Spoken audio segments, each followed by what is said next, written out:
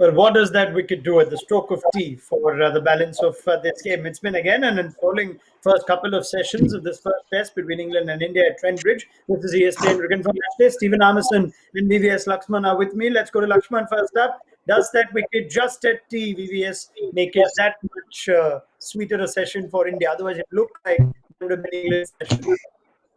Yeah, it definitely looked like both Johnny Bairstow and Joe Root with that 50-plus runs partnership.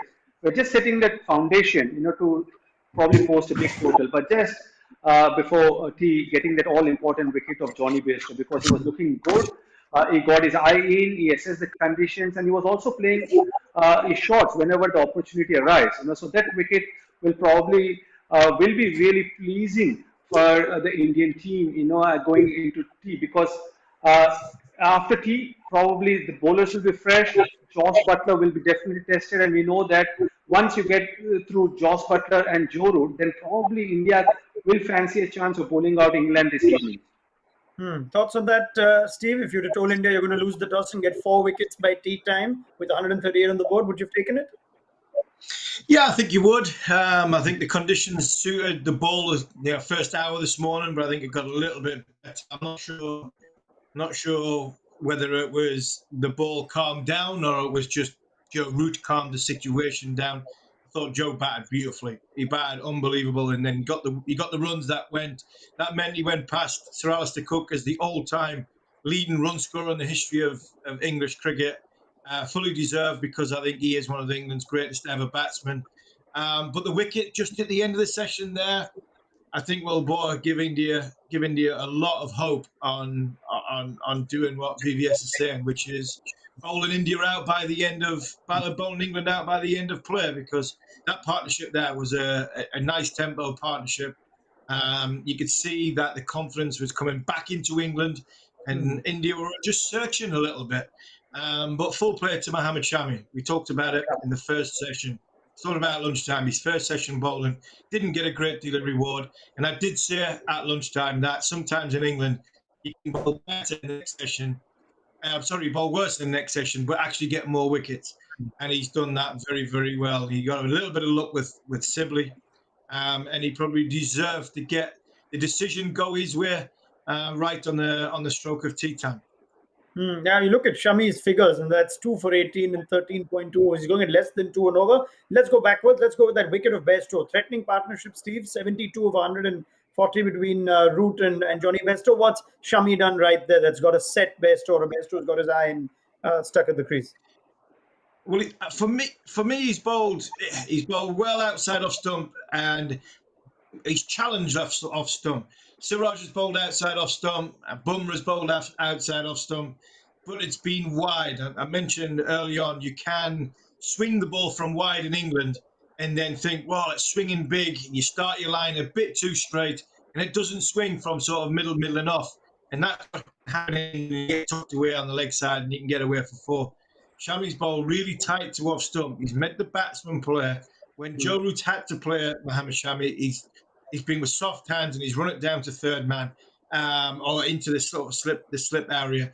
But what he's done with Johnny Bairstow, he's moved him across the crease, and Johnny stands on off stump anyway, and he's got him in a point where he's gone back for the LBW. He's waited for the time. He really felt as though he could bring the ball back into sort of middling leg stump, and he set the batsman up beautifully. If you think that Bumrah set Rory Burns up very, very well in the first over of the game, I think Mohammad Shami's just set Johnny Bairstow up perfectly there. Took him across the stumps, got his head to fall over, and then basically said, right, Johnny, you're a leg side player. You're thinking about your tea. Nice cup of tea and a nice sandwich there.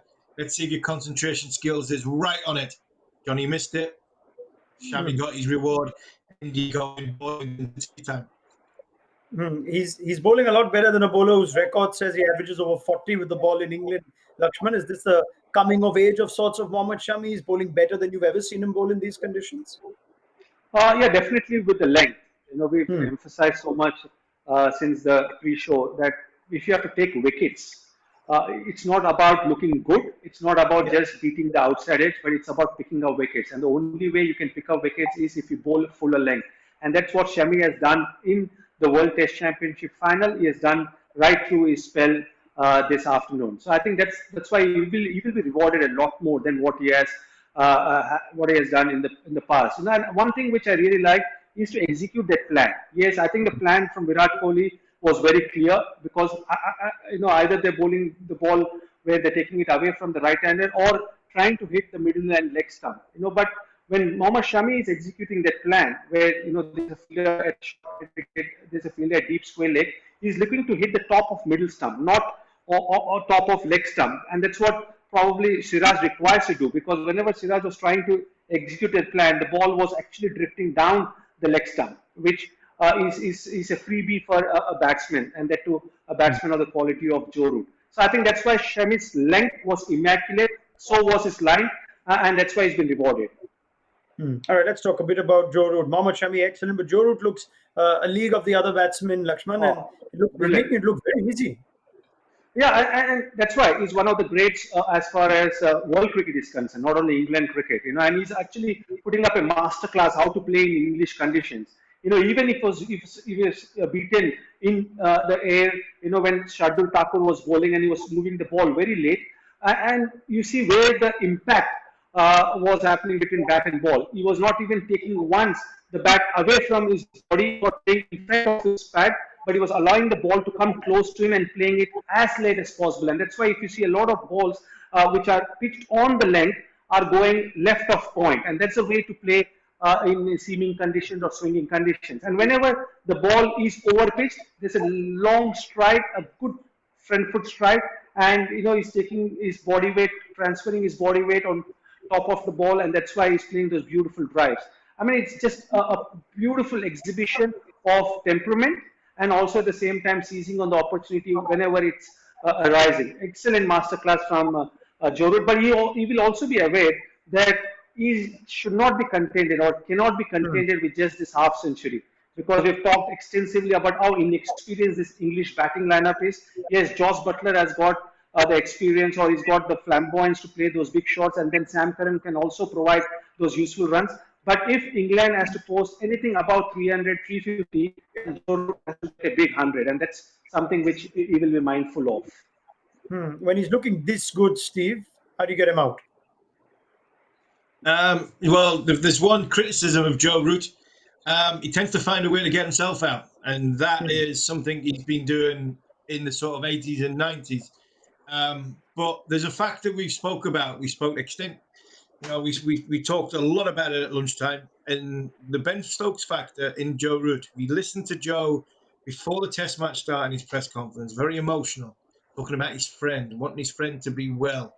And I think what Joe's doing here is, what will be in Joe's mind, is that the responsibility of not having Ben in the team is one thing.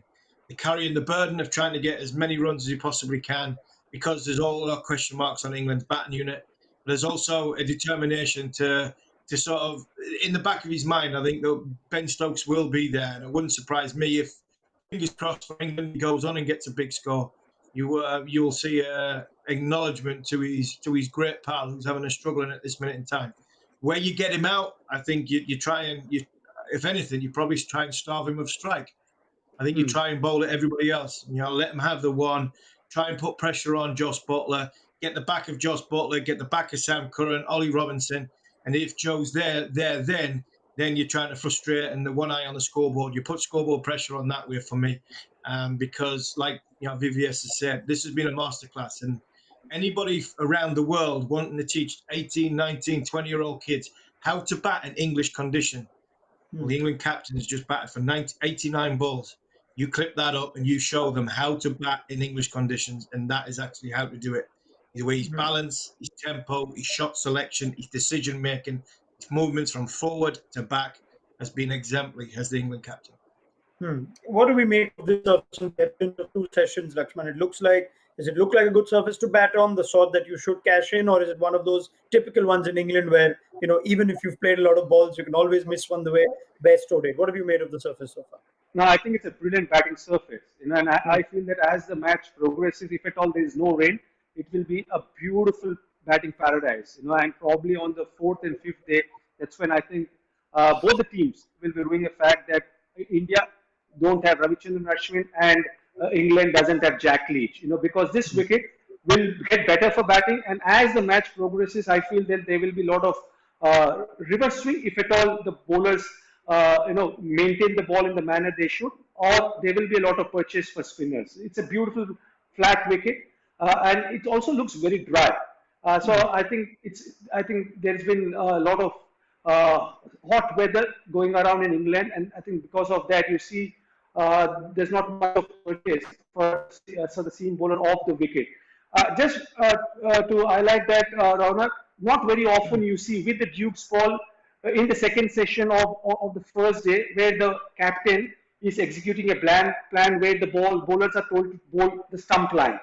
Because whenever there is purchase of the wicket or in the air, you want to test the batsman, especially in that channel of uncertainty. Whereas all the four bowlers were told to bowl the stump line, which means that it's a very good batting surface. Yeah, I mean, you could also see the manner of the wickets that have fallen, all of them pretty much in line with the stumps. What's the plan of attack in the last session then? Is this supposed to be the better session to bat as we get deeper into the day, Steve? Yeah, I think so. I think Joe has to come out and bat to keep the tempo going. I thought he took the pressure off Bairstow lovely, the way he rotated the strike and found the boundary when he needed to, or when the ball was over pitched and he could score, or, took it on through mid wicket. He has to do the same with Butler. I think it's a good surface. I do think it's a good surface. But the modern day Test match cricket, a good surface, it's 300, 350. Gone are the day of bowling against India or bowling against England with stellar batting lineups, and you think they're going to get 500. Just doesn't seem to happen anymore. So whether that's lack of technique with the bat or the bowlers are getting better, I'm not so sure. I think if England can get 350, 300, 350 plus, I think it's a good score and in the game score.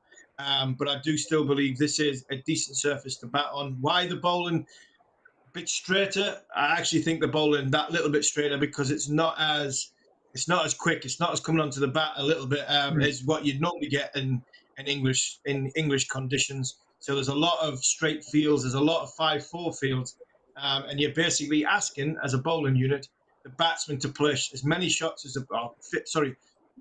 hit as many balls as they possibly can, because I believe now around the world, bowlers think that in Test match cricket, techniques aren't as good as what they used to be.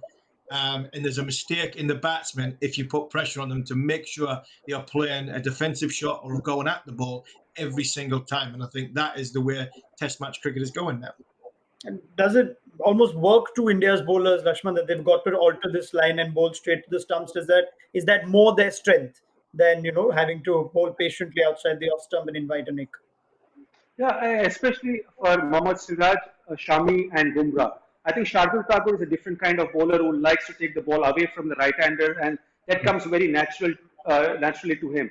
Whereas for the other three bowlers, I think hitting the stump is a natural length and a natural line. But I just don't want them to overdo that, because ultimately you don't want to be predictable while you try to take the ball away from the right-hander, and then you get a couple of deliveries to come into the right-hander. That's when you create problems. That's where you play with the mind of the batsman. And one-out bouncer or one-out short pitch delivery also is not a bad idea. And I think, as you mentioned, Raunak, all the three fast bowlers, Shami, Siraj, and Jasprit Bumrah, would love to do that. All right, let's just reserve judgment until we see this final session of play on day one, because you might just figure exactly which team has taken advantage of the first day's play. We'll pick up the conversation with VVS Laxman and Stephen Harmison at Stumps. So do join us then on ESPN Cricket Info Matchday.